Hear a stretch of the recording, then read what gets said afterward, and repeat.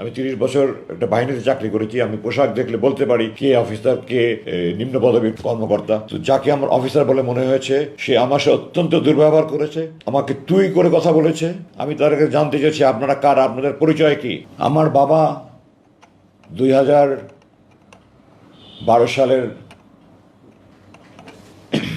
12ই জানুয়ারিতে এক প্রহসনের ট্রাইব্যুনাল তাকে গ্রেফতারের আদেশ দেয় এবং উনি প্রায় 3.25 বছর চিকিৎসাধীন অবস্থায় থেকে জালেমের কারাগারে থেকে উনি সুচিকিৎসার অভাবে উনি আস্তে আস্তে 23শে অক্টোবর 2000, আমি 8 বছর থাকায় আমার বছরগুলি এদিক সেদিক হয়েছে, ক্ষমা করবেন, 2013 সালের 23শে অক্টোবর উনি ইন্তেকাল করেন। এই দিনগুলো আমার পরিবারের জন্য অত্যন্ত দুর্বিষহ ছিল। একজন 90 বছরের ঊর্ধ্বে মানুষ কি অসহায়ের মতো ছোট কামরায় বন্দিশালায় দিন কাটিয়েছেন আমাদের জন্য। আমরা বলতে হবে চোখের পানি আটকে রাখতে পারেন। আমার মার যে কী কষ্টের দিন ছিল, আমি আমার মার পাশে সেই দিনগুলো থেকেছি। এবং এরপরে আমার বাবা 23 অক্টোবর ইন্তেকাল করার পরে আমি আমার সমস্ত কর্মকাণ্ড বন্ধ করে সারাক্ষণ আমার মায়ের পাশে থাকতাম। আমার মা শয্যাশায়ী ছিলেন, প্রায় উনি অসুস্থ হয়ে যেতেন। আমি লোকমা খাওয়াতাম, আমার মায়ের হাত পা টিপে দিতাম, প্রেশার মেপে দিতাম, ওষুধ খাওয়াতাম। সারা রাত ঘুমাতেন না, ওনার মায়ের পাশে থেকে হাত বুলি বলে মাপে ঘুম পাড়িয়ে দিতাম। আমি সেই মাকে নিয়ে 22শে আগস্ট 2016 সালে রাতের ভাত খাচ্ছিলাম। আপনারা ক্ষমা করবেন, আমার মা নিয়ে কথা বলতে গেলে আমি আবেগ থামাতে পারি না। আমার মা ছিলেন আমার জীবনের শ্রেষ্ঠ বন্ধু।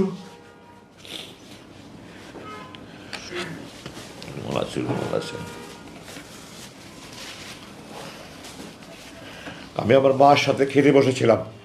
এই সময় সরকারের গুন্ডা বাহিনী, আমি গুন্ডা বাহিনী এই জন্যই বলছি যে আইন প্রয়োগকারী সংস্থার লোক ওয়ারেন্ট ছাড়া, মামলা ছাড়া, ওয়ারেন্ট ছাড়া উঠিয়ে নিয়ে যাওয়া মানেই গুন্ডারদের কাজ। সুতরাং যেই করুক না কেন সে গুন্ডা, এবং এটা করেছে সরকারের যেই বাহিনী হোক, সরকারি গুন্ডা বাহিনী।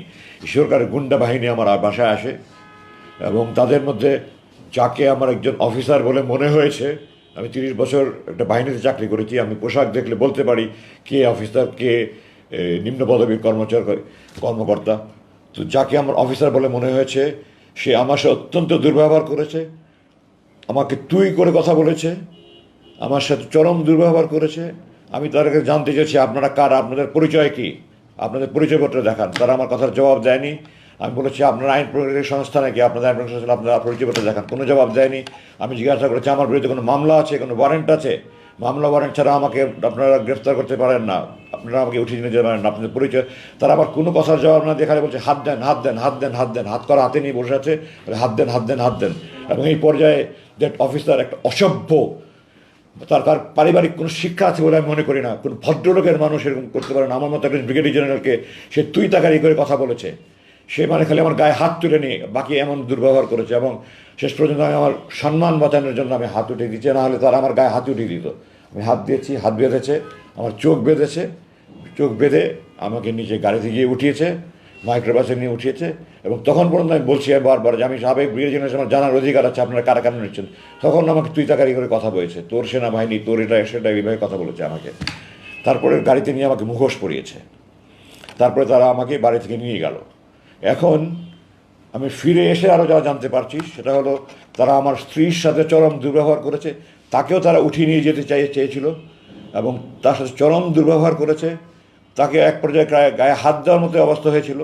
সে আমার মার হাত জোরে ধরে বলেছে আমি একা যাবো না, নিতে হলে আমার মাকেও নিতে হবে।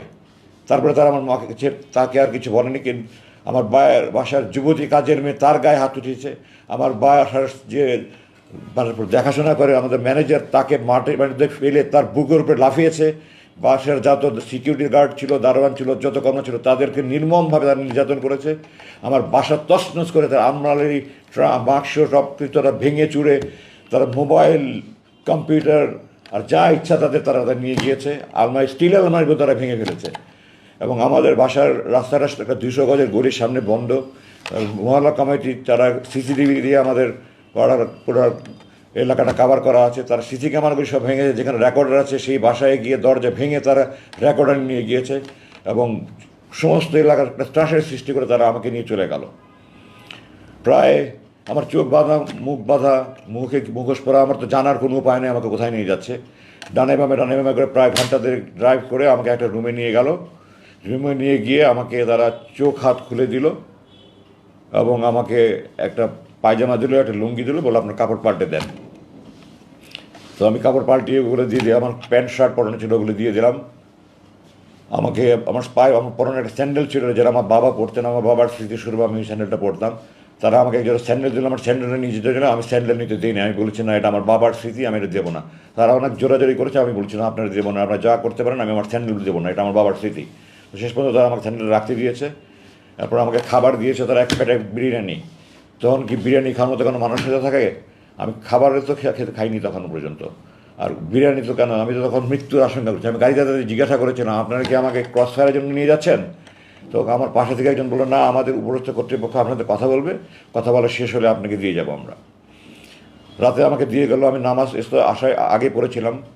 ভোর রাতের দিকে আমি টয়লেটে গিয়ে তাহাজ্জুদ অজু করে সে তাহাজ্জুদ নামাজ পড়লাম, ফজর নামাজ পড়লাম। আমার রুম থেকে আমাকে টয়লেটে নিয়ে যাওয়ার পথে প্রায় 50 কদম যেতে হতো। আমার দু হাত বেঁধে, চোখ বেঁধে, তারপর মুখোশ পরিয়ে আমাকে নিয়ে যেত। টয়লেটের ভিতরে গিয়ে খুলে দিত, বাইরে দিয়ে তারা স্টিলের দরজা বন্ধ করে তালা মেরে দেখতো, তালা মেরে রাখতো। আমার কাজ শেষ হলে আমি নক করলে তারা দরজা খুলে এসে আবার চোখ বেঁধে, হাত বেঁধে, মুখোশ পরিয়ে নিয়ে আসতো। রুমে এসে আমি তাহাজ্জুদ পড়লাম। তাহাজ্জুদ পড়ে আল্লাহর কাছে খুব কান্নাকাটি করলাম। আর সারা রাত তুমি এই আতঙ্কে আছে, একটা আপায়ের আওয়াজ শুনলে আমি মনে করছি এই বুঝে আমাকে ক্রস ফায়ার নিয়ে যাচ্ছে, এই বুঝে বুঝে আমার ক্রস ফায়ার নিয়ে যাচ্ছে। তো আমাদের সে গুম মানে তো ক্রস ফায়ার, এটাই প্লাস চিরাচরিত হয়ে আসছে। সারা রাত আমি তাহাজ্জুদে আল্লাহর কাছে চোখ ফেলে ফেলে, চোখের পানি ফেলে কান্না করলাম, আল্লাহ এই নামাজ যদি আমার শেষ নামাজ হয়, আর জালেমরা যদি আজকে আমাকে, তো জালেমদের হাতে আমার মৃত্যু রেখে থাকো, তুমি আমাকে শহীদের মর্যাদা দিও। আর আমার লাশ যেন কুকুর বিড়াল না খায় আল্লাহ, আমার লাশটা অক্ষত অবস্থা আমার মাতৃ সন্তানদের কাছে পৌঁছে দিও। আমি তাহাজ্জুদের ফজর নামাজ পড়ে, দোয়া পড়ে বিছানায় শুলাম, চোখে তো ঘুম আসে না।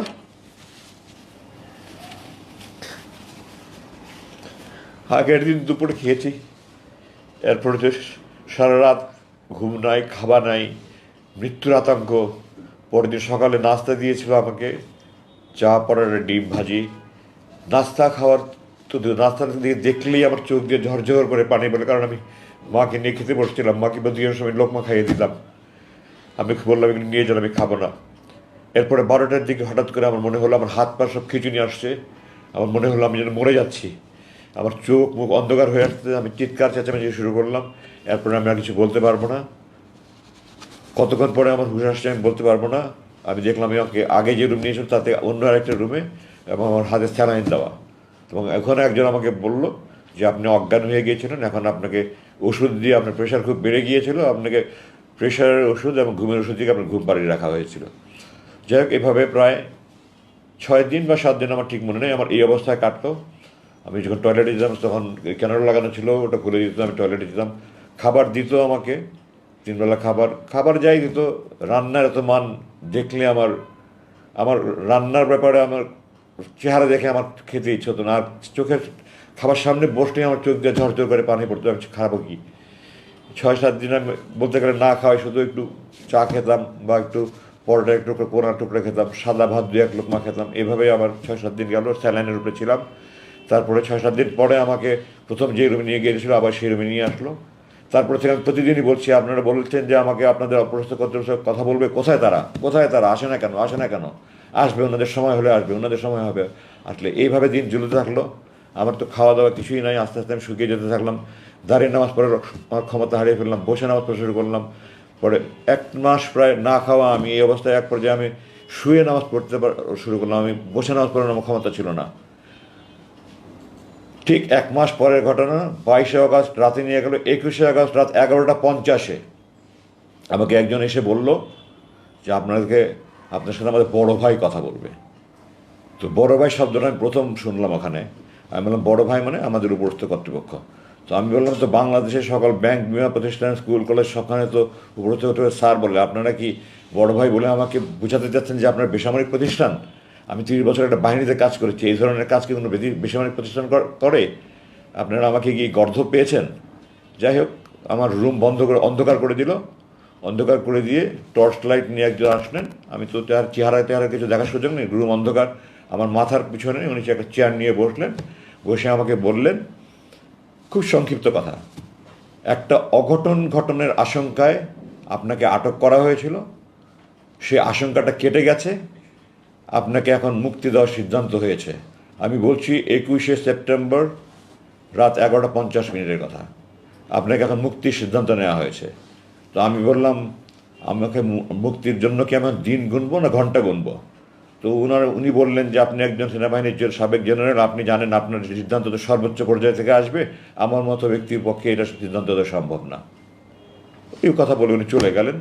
এরপর থেকে আমি দিন গুনছি, কেউ মুক্তির কথা বলে না, কিছুই বলে না। প্রতিদিন দোয়া করি, নামাজ পড়ি, দোয়া করি, চোখের পানি ফেলে কান্নাকাটি করি, কোনো কথা নেই। 19শে সেপ্টেম্বর মানে আরও প্রায় মাসখানেক পরে 19শে অক্টোবর প্রথম কয়েকজন অফিসার আসলো, আমাকে তখন রুম থেকে চোখ বেঁধে হাত বেঁধে মুখে পরিয়ে ওখানে একটা রুমে নিয়ে গেলো। এটা তাদের ইন্টারোগেশন রুম, মানে কয়েকটা রুম আছে তাদের ইন্টারোগেশন রুম, এবং ওখানে অন্যান্য বন্দীদেরকে তারা অনেক নির্যাতন করে। আল্লাহর রহমত যে আমাকে তারা কোনো আমাকে শারীরিক নির্যাতন করেনি। তো আমাকে তারা আমার নামটা অনেক কিছু জিজ্ঞাসা করলো, তারপরে আমার সাথে বিভিন্ন অফিসারের পরিচয় ছিল, তাদের সাথে আপনার কী পরিচয়, অমুকের সাথে আপনার কী পরিচয়, অমুকের সাথে আপনার কী পরিচয়, কীভাবে চিনেন। তো স্বাভাবিকভাবেই এই সরকারে যারা জুলুম নির্যাতনের শিকার হয়েছে তারাই আমার সাথে বেশি যোগাযোগ করেছে, কারণ আমি একজন জুলুম নির্যাতনের শিকার। তো আপনার সাথে তো সব সরকার বিরোধী লোকের সাথে যোগাযোগ দেখা যায়, আমাকে তারা বলছে। তো আমি বললাম যে আমরা সেনাবাহিনীতে কে সরকারকে বেসরকারি আমরা এটা কখনো দেখি না, সেনাবাহিনীতে কোনো দল নাই, সেনাবাহিনীর সবাই আমরা ভাই, আমরা সবাইকে ভাইয়ের মতো মনে করি, আমরা সেইভাবে যোগাযোগ করি। কে কী দল করে আমরা সেনাবাহিনীদের দেখি না। সুতরাং আপনারা যেটা বলছেন এটা আপনাদের কল্পনাপ্রসূত। আমার সাথে এই ধরনের কারণ এই ধরনের বিরোধী করার বড়ের জন্য এগুলি হিসাব করে আমরা যোগাযোগ করি না। আমি অমুকের সাথে অমুক জায়গায় চাকরি করেছি, অমুক সাথে অমুক জায়গায় চাকরি করেছি, আমি সমস্ত বিবরণ দিলাম। 19 তারিখে কিছুক্ষণ জিজ্ঞাসাবাদ করে তারা চলে গেল। আবার 3 দিন পরে 22শে অক্টোবর আবার তারা আসলো, আবার একই ধরনের প্রশ্ন। এটা একটা আপনার ইন্টারোগেশনের একটা পদ্ধতি, একই প্রশ্ন বারবার করা, যেন কোনো যদি আমার বক্তব্যে বেশ কম হয় তাহলে তারা বুঝতে পারে যে মিথ্যার আশ্রয় নিচ্ছে, তখন ওটা নিয়ে তারা আমাকে বারবার জিজ্ঞাসা করবে। তো সত্য বললে তো আর বারবার জিজ্ঞাসা করলে 100 বার জিজ্ঞাসা করলেও কোনো সমস্যা নেই। ইংরেজিতে বলে যে the most difficult part of telling a lie is that you have to remember what you said the first time. প্রথমে যেটা বলেছিল যদি মনে রাখতে না পারি তাহলে আমি দ্বিতীয়বার উল্টাপাল্টা বললে মিথ্যা হতে হবে। তো আমি যদি মিথ্যা না বলি তো আমার তো এটা মনে রাখার কোনো দরকার নেই। তো আমি দ্বিতীয়বার আমি যা জিজ্ঞাসা করলো একই কথা মনে রেখে একই প্রশ্ন করলো। এরপরে দীর্ঘদিন পর জিজ্ঞাসা করেন, আমি তাদের বললাম আপনারা কতদিন আমাকে এভাবে আটকে রাখবেন, বলে আপনারা থাকেন আরও কিছু জিজ্ঞাসাবাদ করবো। 7ই ডিসেম্বর আমাকে তৃতীয়বার তারা জিজ্ঞাসাবাদ করলো, আগের প্রশ্নগুলি, কিন্তু এই প্রশ্ন এবার কিছু ব্যতিক্রমধর্মী প্রশ্ন ছিল। এখানে তারা আমাকে হঠাৎ করে বলল, আপনি ভারতের বিরুদ্ধে ফেসবুকে এত সোচ্চার কেন? আমি এখন একটু পিছনে দিকে ফিরে যেতে চাই। আমি আমার শরীরের প্রতিটা অনুপরমাণু, শিরা উপসার, লঙ্কুর, রক্তবিন্দু, সমস্ত অস্থিমজ্জা, খাঁটি দেশপ্রেমিক আপাদমস্তক সৈনিক, আমি দেশের জন্য জীবন দেওয়ার জন্য শপথ নিয়েছি, আমি যোগদান করেছি, আমি এখনও প্রস্তুত দেশের জন্য জীবন দেওয়ার জন্য। তো আমি বলেছি যে আমাকে যে খুব ভারতের বিরুদ্ধে ফেসবুক এত সোচ্চার কেন? তো আমি বললাম ভারতের বিরুদ্ধে ফেসবুকে সোচ্চার হওয়া যদি বেআইনি হয় তাহলে আপনারা আমাকে আটকে রেখেছেন কেন বিচার বহির্ভূত? আমাকে সে আইনে মামলা দিচ্ছেন না কেন? আর আমি স্বাধীনতা যুদ্ধের পর থেকে, আমি 2016 সালে 7ই ডিসেম্বরের কথা বলছি, তখন স্বাধীনতার 45 বছর প্রায়। আমি বলছি আমি স্বাধীনতার পরে 45 বছরে ভারতকে বন্ধু হিসাবে দেখিনি। আমি ভারতকে একটা বন্ধু প্রতিবেশী রাষ্ট্র হিসেবে দেখতে চাই। আমাদের ফরেন পলিসি হলো, আমাদের পররাষ্ট্রনীতি হলো friendship to all, malice two নান। সবার সাথেই বন্ধুত্ব, কারোর সাথে বৈরিতা না করে। আমি আমার সকল প্রতিবেশীকে বন্ধু রাষ্ট্র হতে পেতে চাই, কিন্তু বন্ধুত্ব কখনো একতরফা হয় না। আমি আপনাকে বন্ধুর মতো ভালোবেসে যাব, আপনি আমাকে চর থাপ্পড় লাথি মারবেন, এটা কোনোদিন বন্ধুত্ব হয় না। তো আমি দেখেছি তারা আমাদের সমস্ত নদীতে বাদ দিয়ে, ফারাক্কাবাদের মতো বাদ দিয়ে, যখন আমাদের পানির দরকার তারা আমাদের খরা তৈরি করছে, আর যখন আমাদের দেশে বন্যা তখন তারা বাদ করে দিয়ে, আপনারা এখন দেখতে পাচ্ছেন, আজকে দেখতে পাচ্ছেন কি হচ্ছে আমাদের এই পূর্বাঞ্চলীয় জেলাগুলিতে, কীভাবে লাখ লাখ মানুষ আজকে কষ্ট স্বীকার করছে। আমি 2009 সালে আমাকে বরখাস্ত করার পর থেকে আমি এই কাজ করছি। আমার বরখাস্ত প্রসঙ্গে আমি একটু পরে আসছি। 2009 সালে কীভাবে আমাকে বরখাস্ত করলেন আমি একটু পরে আসছি। তো আমি এই তখন থেকে আমি ভারতের বিরুদ্ধে ফেসবুকে সোচ্চার ছিলাম। আমার বোন ফেলানির লাস্ট 24 ঘন্টা তার কাটা ঝুলেছিল, আমার এখন বুক ফেটে যায়। 2 দিন পর পরে আমার ভাই বোনদেরকে বর্ডারে গুলি করে মারছে, কোনো প্রতিবাদ নাই, কোনো প্রতিবাদ নাই। তারা আমাদের চারিদিকে তার কাটা বাড়া দিয়ে রেখেছে, ওয়াচ টাওয়ার বানিয়ে রেখে ডগ বানিয়ে তারা আমাদের বাণিজ্যিক বৈষম্য তৈরি করে রেখেছে। এগুলোর কোনো প্রতিবাদ নাই, কেউ কিছু বলে না। আমি আমার প্রতিজ্ঞা ছিল, আমার পণ ছিল, আমার জেহাদ ছিল, আমি আমার দেশের পক্ষে আমার জীবন যে আমি যা কিছু বলে যাব। আমার ক্ষুদ্র প্রচেষ্টা আমি ফেসবুকে লেখালেখি করছি, এগুলো নিয়ে আমার বিরুদ্ধে তারা খুব ক্ষুব্ধ। আমি বিস্মিত যে বাংলাদেশের কোনো একটা বাহিনী, যে কোনো বাহিনী হোক, তারা ভারতের বিরুদ্ধে আমি যদি ক্ষোভ প্রকাশ করে থাকি, তাদের এত ক্ষুব্ধ হওয়ার কী আছে? তারা কি ভারতপ্রেমী? তাহলে ভারতপ্রেমী না হলে তাদের কেন এত ক্ষোভ হবে? আমি আশ্চর্য হই না যে বিগত সরকার যাদেরকে ব্যবহার করেছে, সেই স্বার্থান্বেষী সেই মহল, তারাও সরকারের দ্বারা প্রভাবিত, তারাও ভারতপ্রেমী ছিল, নাহলে তারা আমার বিরুদ্ধে এরকম ক্ষুব্ধ প্রতিক্রিয়া ব্যক্ত করতো না। আমি এই প্রসঙ্গে আরেকটু পূর্বে ফিরে যেতে চাই। আমরা যেমন ভারতকে বন্ধু মনে করলে হবে না, আমাদের ইতিহাস জানতে হবে। আমরা যদি ইতিহাস না জানি তাহলে আমরা ভুল করব। আমরা বারবার ভুল করেছি, আমরা এখন আর ভুল করতে চাই না। 1905 সালে এই ব্রিটিশ সরকার আমাদের এই বঙ্গভঙ্গ করেছিল পূর্ব বাংলা মুসলমানদের উন্নতির জন্য। এই ভারত এটার বিরুদ্ধে আন্দোলন করে, বঙ্গভঙ্গ রদ মানে বাতিল আন্দোলন করে, 6 বছর পর্যন্ত বাতিল আন্দোলন করে এটাকে বাতিল করে আমাদের দুই বাংলা এক করেছে। তারা আমাদের মুসলমানদের উন্নতি চায়নি। 1971 সালে, আপনারা জানেন না, দেশবাসীর জানা উচিত এগুলো, আমরা মৈত্রী চুক্তি নামে অক্টোবর 1971 সালে আমাদের অস্থায়ী সরকার একটা চুক্তি করেছিল। সৈয়দ নজরুল ইসলাম সাহেব অস্থায়ী চুক্তি করে স্বাক্ষর করে অজ্ঞান হয়ে গিয়েছিলেন। আমার কথা নয়, আপনারা 266 দিনের স্বাধীনতা আওয়ামী লীগ অ্যাডভোকেট নুরুল কাদের বই পড়ে দেখেন। ওনার কথা আছে যে অস্থায়ী সরকারের অস্থায়ী রাষ্ট্রপতি সৈয়দ নজরুল ইসলাম স্বাক্ষর করে অজ্ঞান হয়ে গেছিলেন। ওটা চুক্তি ছিল। আমি 3টা আপনাদের শুধু দৃষ্টি আকর্ষণ করছি। 1 নম্বর, এই দেশে কোনো সেনাবাহিনী থাকবে না, এই দেশে ভারতের সেনাবাহিনী থাকবে। 2, এদেশের প্রশাসনে যারা মুক্তিযুদ্ধে যোগদান করেছে তারা বাদে বাকি সবাইকে অপসারণ করতে হবে। ভারতের প্রশাসনের লোক এই দেশে প্রশাসন চালাবে। এই দেশের প্রশাসনের শতকরা 1জন লোকও মুক্তিযুদ্ধে যোগদান করেনি, আপামর ছাত্ররা যোগদান করেছে। তার মানে এই দেশের প্রশাসন তাদের হাতে তুলে যাবে। তৃতীয়ত, এই দেশের পররাষ্ট্র মন্ত্রণালয় এবং প্রতিরক্ষা মন্ত্রণালয় ভারতের নিয়ন্ত্রণে থাকবে। আমি দেশবাসীর কাছে জানতে চাই, আপনারা বলেন এটা কি স্বাধীনতার চুক্তি, মৈত্রী চুক্তি না গোলামের চুক্তি? এই চুক্তি যারা করেছে তারা মীর জাফরের বংশধর, তারা এই দেশকে বিক্রি করে দিচ্ছিল। আল্লাহ আমাদেরকে রক্ষা করেছেন। আমি এগুলির বিরুদ্ধে সবসময় সোচ্চার ছিলাম। সেনাবাহিনীর চাকরি করা অবস্থায় আমি এগুলি বলতে পারিনি। 2009 সাল থেকে আমি বলেছি, এটাই ছিল আমার অপরাধ, এটা আমার বড় অপরাধ ছিল। আর অপরাধ, আমি অধ্যাপক গোলাম আজমের ছেলে, এই কারণে তারা আমাকে নিয়ে বন্দি করে রেখেছে। এবং এই 29,794 ঘন্টার কাহিনী, 29,794 দিন বলেও শেষ করা যাবে না। সেই নির্মম কারাগারে আল্লাহ আমাকে চোখ দিয়েছেন আল্লাহর পৃথিবী দেখার জন্য। আমার এটা অধিকার, আমার সেই অধিকার কেড়ে নেওয়া আছে। আমি আল্লাহর আকাশ দেখিনি, বা সূর্য দেখিনি, চাঁদ দেখিনি, মেঘ দেখিনি, বৃষ্টি দেখিনি, রোদ দেখিনি, আমি আল্লাহর মাটি দেখিনি, গাছ দেখিনি। আমার রুমের দক্ষিণ দিকে দুটো ছোটো ভেন্টিলেটার ছিল, ওগুলো দিয়ে মাঝে মাঝে একটু আলো দেখা যেত। আমি মাঝে মাঝে ওই তাকিয়ে দেখতাম। তারা এটা সিসি ক্যামেরা দিয়ে খেয়াল করে ওটাও বন্ধ করে দিয়েছে। আমার বুক হাহাকার করতো, আমি আল্লাহর দুনিয়া দেখতে চাই। মাঝে মাঝে মনে হতো আমি বন্ধ করি তাহাজ্জুদ পড়ে, যে আল্লাহ যারা তোমার দুনিয়া দেখা আমার জন্য বন্ধ করে দিয়েছি, তুমি তাদের দৃষ্টিশক্তি বন্ধ করে দাও।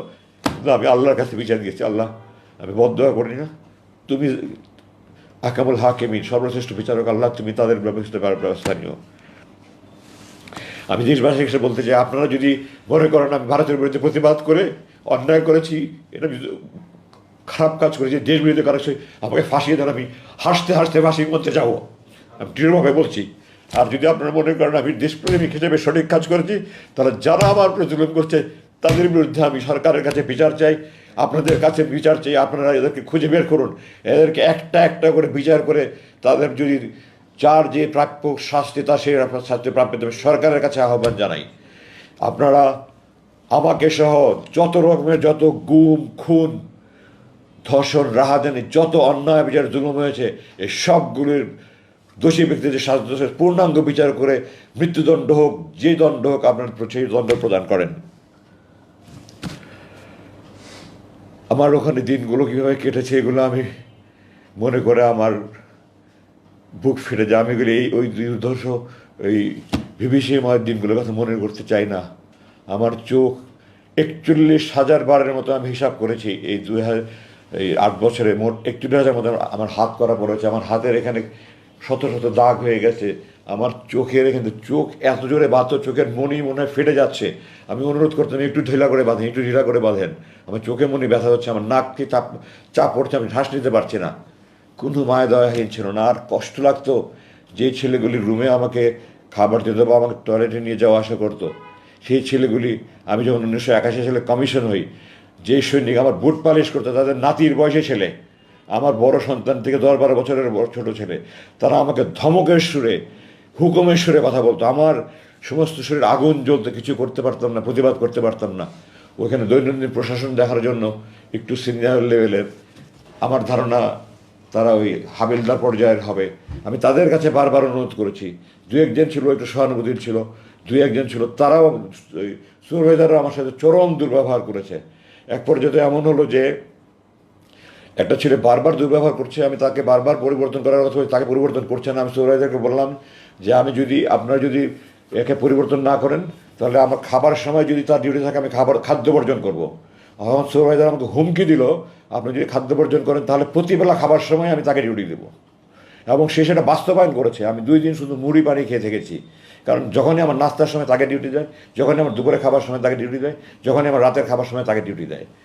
ডাক্তার কিছুদিন, এটা গত বছর শেষের দিকের কথা বলছি, আমার কথা একটু আগে পিছু হয়ে যাবে, কিছু ক্ষমা করবেন আমাকে। তো ডাক্তার গত জানুয়ারি মাসের 19-20 তারিখের দিকে আমার দেখতে আসলো। প্রথম দিকে প্রায় 1 মাস পর পর দেখতে আসতো, এরপরে বছরখানেক পর থেকে 2 মাস পর পর দেখতে আসতো, বছর 3 পর থেকে 3 মাস পর পর দেখতে আসতো, শেষ পর্যন্ত 3 মাস পর পর দেখতে আসতো। তো গত জানুয়ারি মাসে ডাক্তার 19-20 তারিখে থেকে আমার দেখতে আসলেন। আমাকে বললেন আপনি কেমন আছেন। আমি বললাম ডাক্তার সাহেব, বললাম ডাক্তার সাহেব আপনাকে হাত জোর করে বলছি আমার শারীরিক চিকিৎসা দরকার নেই, আপনি আমাকে মানসিক নির্যাতন থেকে রক্ষা করেন, আমি সহ্য করতে পারি না। এই যে যারা আমার বুট পালিশ করেছে তাদের নাতির বয়সী ছেলেরা আমার সাথে যেই ব্যবহার করে, আমার বাবা মা, আমার বড় বোন, আমার কোনো বোন নেই, আমরা 6 ভাই, বড় 3 ভাই, আমার চাচা চাচি, মামা মামি, খালা খালি, খালু ফুফা ফুফু, মোট 35 জন। এই 35 জন মিলে সারা জীবনে আমার সাথে দুর্ব্যবহার করেনি। একটা ছেলে শুধু কয়েক মাসে আমাদের যত দুর্ব্যবহার করেছে। আমি সেনাবাহিনীর চাকরি, তো সিনিয়র কর্তৃক দুনিয়াতে বকাঝকা দেওয়া, এটা যে কোনো বাহিনীতে হয়ে থাকে। আমার 35 বছর সেনাবাহিনীর চাকরিতে আমার সিনিয়ররা আমাকে এত বকাঝকা করেনি, একটা ছেলে আমার সাথে এত দুর্ব্যবহার করছে। আমি সুপারভাইজারকে বারবার বলেছি আপনি তাকে দয়া করে পরিবর্তন করেনি। আমি ডাক্তার সাহেবকে সব বললাম। আমি তাকে যখন বলেছি যে আমি খাদ্য বর্জন করবো, সে তখন বলেছে আমি তাকে বারবার ডিউটি দিব, এবং সে হুমকি বাস্তবায়ন করেছে। তারপরে ডাক্তার সাহেব দয়া পরামর্শ উনি উদ্বস্ত কর্তৃপক্ষ করে ওই সুপারভাইজার ওই সৈনিককে পাল্টে দিয়েছে। তো আমার এই কষ্ট আমি আপনাদেরকে ভাষায় প্রকাশ করতে পারবো না, প্রকাশের কোনো ভাষা নেই। যারা এই সুপারভাইজারদের বয়সের ছেলেরা, তাদের জন্মের আগে তাদের মতো, আমি তাদেরকে একজনকে বলেছিলাম একদিন যে সুপারভাইজার সাহেব আপনার জন্মের আগে আমি আপনার মতো লোক চড়িয়ে খেলেছি, আমার চোখের ইশারা তারা বুলেটের মতো কাজ করেছে, আজকে আপনি আমার সাথে দুর্ব্যবহার করছেন। সে তারপরেও দুর্ব্যবহার করেছে, এবং দুর্ব্যবহার না, তারপরে আমার চোখ আরও বেশি লাইট করে বাঁধা শুরু করেছে, আরও নতুন নতুন। আগে আমাকে প্রথমত নামাজের সময় বলতো, তারা নামাজের সময় বলেন। আমি বললাম আপনার কি মুসলমানের ছেলে নাকি, আমাকে নামাজের সময় বলেন না। আমি তাহাজ্জুদ করে বসে আছি, ফজর নামাজ পড়বো, কিন্তু নামাজের সময় বলে না। আমি জোহরের নামাজের টাইম জানতে চাচ্ছি যে জোহরের নামাজের ওয়াক্ত হলে নামাজটা পড়ে একটু শুভ, তারা নামাজের টাইম পড়ে না। আমার আজান মাঝে মাঝে শোনা যেত, হালকা হালকা শোনা যেত, ভেন্টিলেটরটা বন্ধ করার পরে ওটাও শোনা যেত, কারণ মানে রুমের এত চারিদিকে তো আপনার এক্সস্ট ফ্যান আর জেনারেটরের মতো সাউন্ড, আর পানির পাম্পের মতো বিভিন্ন রকমের সাউন্ড। এইভাবে কী কী যেন সাউন্ড তারা তৈরি করে, আজান হলে আরও বেশি সাউন্ড তৈরি করে তারা, যেন আমরা আজান শুনতে না পাই। আমি আপনাকে মুসলমানের বাচ্চা, একটা কাফের দেশও তো এরকম অন্যায় করা হয় না বলে আমার মনে হয়। ভারতের মতো দেশ, সেই দেশেও তো আজান শোনা যাচ্ছে মাসে নাকি মানুষ আজান। আমি বিভিন্ন দেশে দেখে এসেছি আজান শোনা যাচ্ছে, আর আপনারা আমাকে আজান শুনতে দেবেন না? আপনার কি কি মন মানসিকতা? আপনারা কি আল্লাহর ভয় নাই, আখেরাতের ভয় নাই, জাহান্নামের ভয় নাই? বলেন না আমরা নামাজ পড়ি করে, আপনাদের এগুলি অন্তরের কথা না, এগুলি আপনাদের মুখের কথা। আমি তাদেরকে এইভাবে বলেছি।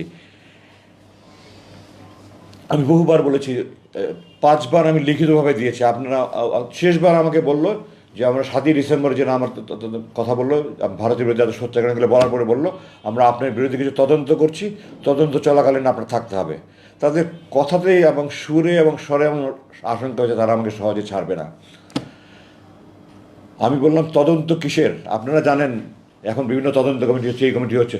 একটা ঘটনা ঘটে, ওটা সত্যতা জানার জন্য এবং দোষী ব্যক্তি নির্মূলের জন্য তদন্ত হয়। কোনো ঘটনা না ঘটলে কিসের উপরে তদন্ত হয়? বললাম আপনি কিসে তদন্ত করবেন? তারা আমরা বললো যে আপনি লুকিয়ে লুকিয়ে কিছু করছিলেন কিনা এটা তদন্ত। আমি বললাম এটাকে কি তদন্ত বলে? আর যদি তদন্তই হয় আমার বিরুদ্ধে কী অভিযোগ আমাকে জানাতে হবে, আমাকে আত্মপ্রকাশ আমাদের সুযোগ দেবে। আপনারা কী করছেন? বলেন না আমরা তদন্ত করছি, আপনার থাকতে হবে। ওইভাবে আমি চলতে থাকলাম। এবং আমার দিন যত যায়, আমার আশেপাশে আমি তো জানি না কোথায় কী সেল আছে না আছে, আমার তো চোখ বেঁধে নিয়ে যায়, প্রত্যেকদিন নিয়ে আসে, 50 কদম হেঁটে আসি। আমি আশেপাশের বিভিন্ন সেলকে চিৎকার চেঁচামেচি আহাজারি বিলাপ, আমার বুক ফেটে যেত। আমার তখন আমার কষ্ট যে তাদের কষ্ট আর বেশি হতো। আমি আল্লাহকে দোয়া করতাম, আল্লাহ তুমি এই মজলুম ব্যক্তিদেরকে সাহায্য করো, আল্লাহ তুমি তাদেরকে ধৈর্য সহকারে শক্তি দাও, তাদের পরিবারের প্রতি রহম করো, আল্লাহ তুমি মজলুমদেরকে মুক্তি দাও। সারা রাত বিলাপ করছে, সারা রাত কান্নাকারি করছে, সারা রাত আহাজারি করছে, চিৎকার চেঁচামেচি করছে। এগুলো সহ্য করার মতো নয়। আল্লাহ যে আমাকে এখন মানসিকভাবে সুস্থ রেখেছে কীভাবে, আল্লাহর রহমত। আমি যে মানসিকভাবে পাগল হয়ে যাইনি। প্রতি রাত ক্রসফায়ারের আতঙ্ক নিয়ে একটা মানুষ যদি দিনের পর দিন বছরের পর বছর আল্লাহর কাছে দোয়া করে, আল্লাহ এটা যদি আমার শেষ নামাজ হয়, আজকে যদি আমার মৃত্যু হয়, আমাকে ছবিতে মর্যাদা যদি আমার লাশ রক্ষত অবস্থায় আমার পরিবারের কাছে পড়েছে, মাতৃ সন্তানের কাছে, মানুষের অনুভূতি কী হবে? পৃথিবীর সমস্ত কবি সাহিত্যিক মিলে সারা জীবন লেখা শেষ করতে পারবে না, আমি আমার ভাষা প্রকাশ করতে পারবো না। এত কিছুর মধ্যে আমি নিরাশ হইনি। কোরআনে আল্লাহ বলেছে লা তাকনাতু মির রাহমাতিল্লাহ, তোমরা আল্লাহর সাহায্য থেকে নিরাশ হয় না। হতাশা এসেছে, বিষণ্ণতা এসেছে, দিনের পর দিন খাবার খায়নি, মন ভেঙে একেবারে চুরমার হয়ে গেছে, আমি আল্লাহর সাহায্য থেকে নিরাশ হইনি। আল্লাহর সাহায্য থেকে নিরাশ হইনি। আল্লাহ আপনাদের দোয়ায় আমাকে সেই শক্তিটা দিয়েছিলেন এবং আল্লাহ শক্তি দেওয়ার ফলেই এই ছাত্র জনতার এই গণবিপ্লবের মাধ্যমে যে বিজয় অর্জন হয়েছে, এরপরে আমাকে তারা মুক্তি দিতে বাধ্য হয়েছে। এই প্রসঙ্গে আমি একটা কথা একটু গুরুত্বের সাথে বলতে চাই। 2021 সালের মে মাসের আনুমানিক 22 তারিখে, যে একজন আগে পিছু হতে পারে, তাদের একজন কর্মকর্তা আমাকে এসে আমাকে বলল যে আপনি একটা লিখিত দরখাস্ত করেন যে আমি রাজনীতিতে সম্পৃক্ত হব না, আমি এই দেশে থাকবো না, আমি স্ত্রী সন্তান নিয়ে সুখে শান্তিতে থাকতে চাই, আপনারা আমাকে মুক্তি দেন, আমি বিদেশে চলে যাব। আমি তাদেরকে বললাম আমি স্বাধীন দেশের স্বাধীন নাগরিক, আপনারা অবৈধভাবে আমাকে অপহরণ করেছেন, অবৈধভাবে আটক করেছেন, আপনারা আমাকে এখানে যে আটকে রেখে জুলুম করছেন, নির্যাতন করছেন, আমি এটা মানি না, মানব না, মিটিং মিছিল করতে পারছি না। আমি এটার প্রতিবাদে, এই যে আপনারা দেখতে পাচ্ছেন আমি বড় চুল রেখেছি, আমি বলেছি এটা আমার মৌন প্রতিবাদ। আপনারা যখন মৌন প্রতিবাদ দেখেন, মিটিং মিছিল হয় না, শুধু প্ল্যাকার্ড হাতে নিয়ে থাকে, আমি বলেছি এটা মৌন প্রতিবাদ। যতবার এটা দেখবেন আপনাদের যেন মনে হয় আপনারা আমাকে অবৈধভাবে অপহরণ করেছেন, অবৈধভাবে আটক রাখছেন, আপনারা আমার জুলুম করছেন, হারাম কাজ করছেন, এই কথাগুলো যেন আপনাদের বুকে বাঁধে, এ আমার মৌন প্রতিবাদ। তো আমি স্বাধীন দেশের স্বাধীন নাগরিক, এটা আমার ব্যক্তিগত ইচ্ছা, আমি রাজনীতি করব কি করব না, আমি দেশে থাকবো না, আমার মুসলেকা দিয়ে আমি মুক্তি পেতে চাই না। আল্লাহ আমাকে এই সৎ সাহসটুকু দিয়েছিলেন, আমি এটা দৃঢ়তার সাথে বলেছি, তারপরে আমাকে আর কিছু বলেনি। জুলাই মাসের এখন শেষ দিকে আসি। আমি যেখানে ছিলাম সেখানটায় আমি প্রতিদিন প্লেন ওঠার আওয়াজ পেতাম। দৈনিক আপনার যে আমাদের ডোমেস্টিক ফ্লাইট যেটা বলা অভ্যন্তরীণ, ওটার আওয়াজে প্লেনগুলো একরকম, আর যেগুলি বোয়িং আন্তর্জাতিক বিমান ওগুলোর আওয়াজ এখন দুই রকমের আওয়াজে পার্থক্য বুঝতে পারতাম। তো টোটাল দিনে 20 থেকে 22টা প্লেনের আওয়াজ পেতাম। জুলাই মাসের মাঝামাঝি থেকে আমি দেখলাম প্লেনের আওয়াজ কমে গেল। তো আমি ধারণা করলাম হয়তো বাইরে কোনো আন্দোলন হচ্ছে। সাধারণত আমাদের কাছে লাগাতার হরতাল হলে তখন প্লেনের চলাচল বন্ধ। আমি এই ধরনের একটা আলোচনা যে রাজনৈতিক হয়তো লাগাতার হরতাল হচ্ছে বা এই ধরনের কিছু একটা। আমাদের দেশের ছাত্র জনতা যে কী এত বিপ্লব ঘটিয়ে দিবে এটা আমি কল্পনাও করতে পারিনি। আমি প্রাউড অফ দ্যাম। আমি আপনাদের কাছে গর্বের সাথে বলতে চাই যে আমি এই তরুণ ছাত্রদের ব্যাপারে গর্ববোধ বোধ করছি যে আমরা দেখিয়ে দিয়েছি বিশ্বের কাছে আমরা কী করতে পারি। তো আমার কল্পনাও করতে পারিনি যে তারা এত বিশাল কিছু একটা অর্জন করতে পারবে। কিন্তু আমার মনে হচ্ছিল কিছু একটা হচ্ছে। আমি দু একজন একটু জিজ্ঞাসাবাদ করার চেষ্টা করছি, বাট আমার সাথে কথা ছিল যারা রুমে আসবে প্রয়োজনীয় একটা কথা বলবেন না। আমি একটু দিনে মাঝে মাঝে তাদেরকে, তারা অনেকে আমার কাছে, আমি কোরআন হাদিস পড়ি, আমার কাছে কোরআন হাদিসে বিভিন্ন মশলা মশাইল জানতে চেত, নামাজের বিভিন্ন বিষয় জানতে চেত। এগুলি নিয়ে কথা বললে আমার সিসি ক্যামেরা দেখে সুপারভাইজার হাজির হয়ে যেত। আপনি কথা বলছেন কেন, প্রয়োজনীয় কথা বলছেন কেন? তো আমি বলেছি যে আমি কোনো আজে বাজে কথা বলছেন। ও আমার জিজ্ঞাসাবাদের সময় আমাকে বলছিল যে আপনি সৈনিক যারা ডিউটি করে তাদের আজে বাজে কথা বলবেন না। আমি তাদেরকে বলতাম যে আপনাদের কর্মকর্তারা আমাকে অবৈধভাবে অপহরণ করেছে, অবৈধভাবে আটক করে রেখেছে, এটা হারাম কাজ করে, জুলুম কাজ করে। এটা আমি, যারা আমাকে রুম থেকে ডিউটি করে নিয়ে যেত, খাবার দিত, তাদেরকে মাঝে মাঝে বলতাম। তারা এগুলো করেছে। কর্তৃপক্ষ জানানোর পরে আমাদের অফিসাররা বলেছিল, তারা জিজ্ঞাসাবাদের সময় আপনি তাদের আবার আজে বাজে কথা বলেন কেন? তো আমি তাদের দৃঢ়তার সাথে বলেছি, আপনারা বাংলাদেশ সেনাবাহিনীতে জিজ্ঞাসা করে আসেন। আমি বাংলাদেশ সেনাবাহিনীতে একটা আদর্শ সেনা কর্মকর্তা হিসেবে দৃষ্টান্ত স্থাপন করার সৌভাগ্য অর্জন আল্লাহ আমাকে সেই সুযোগ দিয়েছেন। আজমি কোনো আজে বাজে কথা বলে না। আপনারা বলেন আমি কি হতো, একটা বাক্য বলেন আমি কি আজে বাজে? তারা তো এই কথা বলতে পারছে না, মুখ দিয়ে উচ্চারণ করতে পারছে না, আমরা অবৈধ কাজ করেছি, অপহরণ কাজ করেছি, এগুলো মুক্তি বলতে পারছে, খালি বলে আজে বাজে কথা বলবেন না। আমি বললাম আমি কোনো আজে বাজে কথা বলি না, যা বলি আমি প্রয়োজনের কথা বলি। ওই সুপারভাইজার এসে বলে যে আপনি প্রয়োজনীয় কথা বলবেন না। আমি বললাম আপনার প্রয়োজন আর আমার প্রয়োজন তো এক না। আমি তাদেরকে আল্লাহ রসুলের কথা বলি, আমি আল্লাহ রসুলের কথা বলেই যাব। আমার যদি মৃত্যু হয় তাও আমি বলে যাব, আপনার যা পারেন করেন। তারপরে শুধু কথা বলেন না, আপনি কথা বলেন না, উপরস্থ কর্তৃপক্ষ জানলে অসুবিধা হবে। তো আমি সময় সুযোগ মতো তারা জিজ্ঞাসা করতো, বলতে অনেক সময় আমার মন ভালো থাকলে আমি নিজে থেকে বলতাম। তো জুলাই মাসের 5 তারিখে যে বিপ্লব হয়ে গেছে, এটা তো আমি জানি না। আমাকে 5 তারিখ 10:30টার সময় এসে বললো যে আপনাকে ডাক্তারের কাছে নিয়ে যাওয়া হবে। ডাক্তার প্রথমের দিকে সকালের দিকে আসতেন। আমি তো ডাক্তারকে বললাম যে সকালের দিকে তো আমি ফজর নামাজ তাহাজ্জুদ করে ফজর করে ঘুমাই, আমার যদি 2টার দিকে আসেন আমাদের সুবিধা হয়। তারপর তিনি 2টার দিকে আসতেন, এবং তিনি 30শে জুলাই আমরা যতটুকু মনে করি শেষ দেখে গেছেন। তার মানে এই কয়েকদিন আগে আমাকে দেখে গেলো, 5 দিন আগে ডাক্তার দেখে গেলো, আমার রক্ত পরীক্ষা গেলো, এবং ডাক্তার রিপোর্ট আমাকে জানালো সব রিপোর্ট নর্মাল আছে। তো এখন ডাক্তারের কাছে 10:30টার সময় কোথায় নিয়ে যাবেন? বলেন আপনাকে ডাক্তারের যেতে হবে। বলে আমাকে আমার রুম থেকে চোখ হাত বেঁধে মুখোশ পরিয়ে একটা গাড়িতে করে এই 1-1.5 মিনিট গাড়ি চালিয়ে ওখানে আশেপাশে কোনো আর একটা রুমে নিয়ে গেল। এখন আমি ধারণা করি যে ব্রিগেডিয়ার হাসান নাসিরের নেতৃত্বে কিছু সংখ্যক সামরিক অফিসার, কর্নেল হাসিনের মতো সাহসী সামরিক অফিসার, ব্রিগেডিয়ার হাসানের সাহসী অফিসার, কিছু অফিসার বোধহয় ওই কচু ক্ষেতে যে ডিজিএফআই আছে ওই অফিসের সামনে গিয়ে তারা চিৎকার চেঁচামেচি করেছে, আমরা আজমিকে চাই, আজমিকে চাই। তখন তারা তাদের সবচেয়ে বিভিন্ন সময় নিয়েছে, এই ধরনের একটা কিছু সম্ভবত আমি যতটুকু শুনতে পেরেছি বাইরে এসে। ওই জন্য তারা যদি ঢুকে পড়ে এবং ওই রুমগুলোতে আমার সার্চ করে, এই জন্য তারা আমার ওদিকে সরিয়ে আরেকখানে নিয়ে গেল। 5 তারিখ রাতের কথা বলছি আমি, 10:30টায়।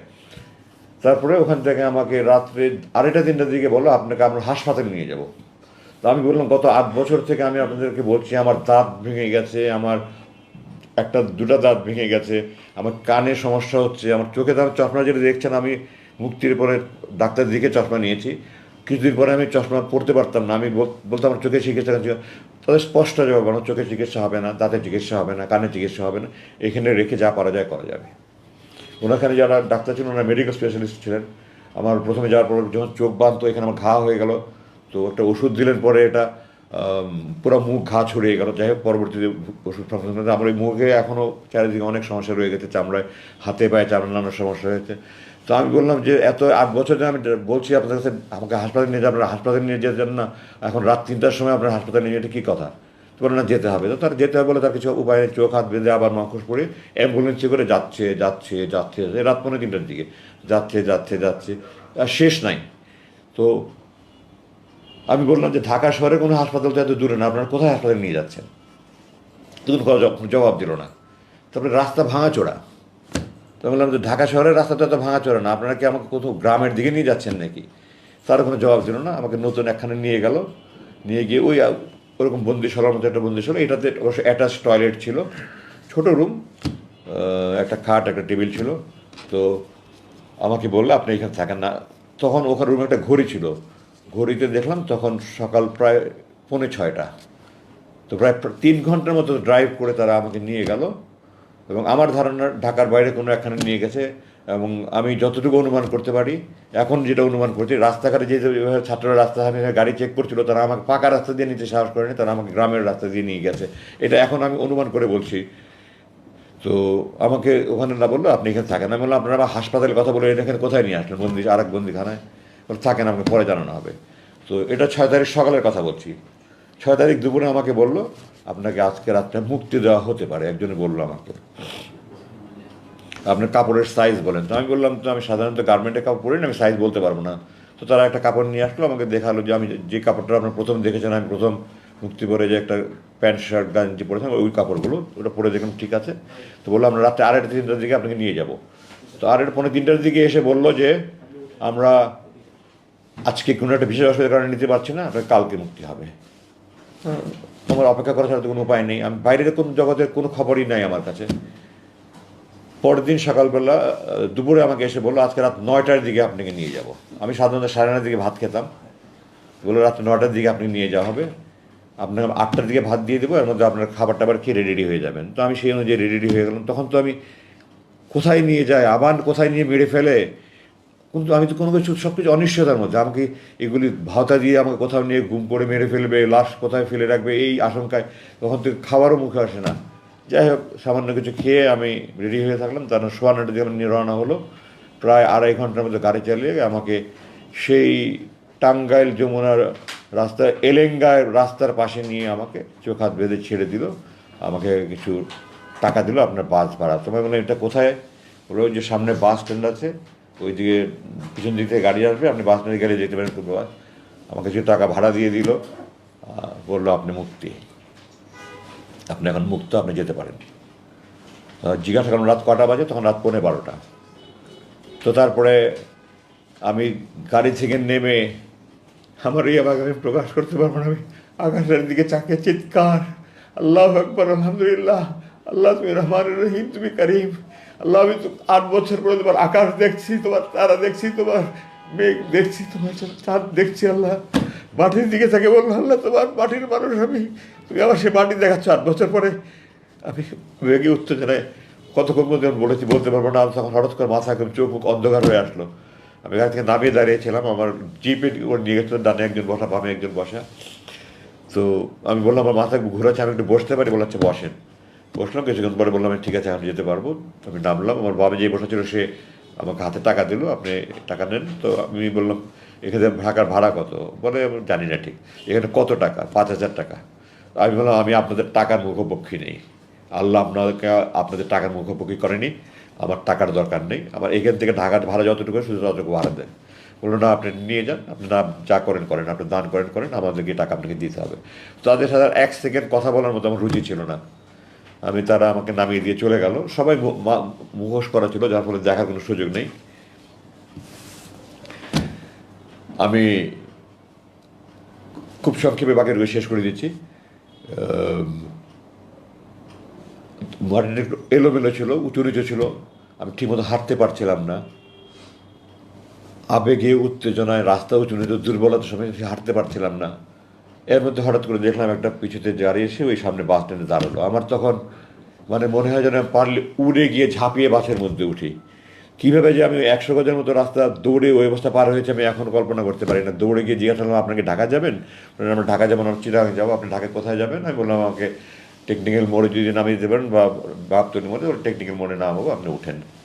তো আমি বাসে উঠলাম, উঠে পিছনের দিকে গিয়ে একজনের কাছে বললাম যে আমার তো মোবাইল নম্বর না, আমার 2টা নম্বর ফোন নাম্বার আমার জানা ছিল, আমার স্ত্রীর নাম্বার আর আমার চাচাতো ভাইয়ের নাম্বার, এই নাম্বার দুটো মনে ছিল। আমি দুজনকে ফোন করে বললাম, তারা আরও লোকজনকে নিয়ে তারা ওখান থেকে টেকনিক্যাল মোড়ে এসে আমাকে ওখানে নামিয়ে নিল।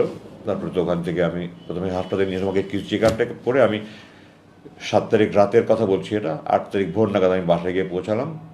ওই 7-8 তারিখ রাতে সারা রাত ঘুম নাই, 8-9 তারিখেও আমার সারা রাত ঘুমে নাই, আত্মীয় স্বজন সব আসছে।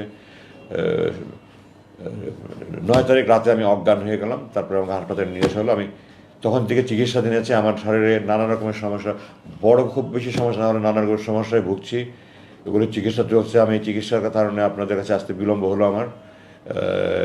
আমার মোটামুটি এই ছিল আমার বন্দি জীবনের দুর্দশার কথা। আমি আমার বাকি খুব সংক্ষিপ্তভাবে শেষ করব। আমি এখানে বলতে চাই আমার মূল 2টা কারণে তারা আমাকে ধরে রেখেছে। 1, আমার পৈতৃক পরিচয়, আমার পারিবারিক পরিচয়। 2, আমি ভারত বিরোধী। এবং এটা স্পষ্ট যে আমি বিদেশি চক্রের গভীর ষড়যন্ত্র শিকার হিসাবে তারা আমাকে আটকে রেখেছিল। মুক্তির সিদ্ধান্ত দেওয়ার পরেও বিদেশি প্রভুদের হুকুমে আমাকে আটকে রাখা হয়েছিল।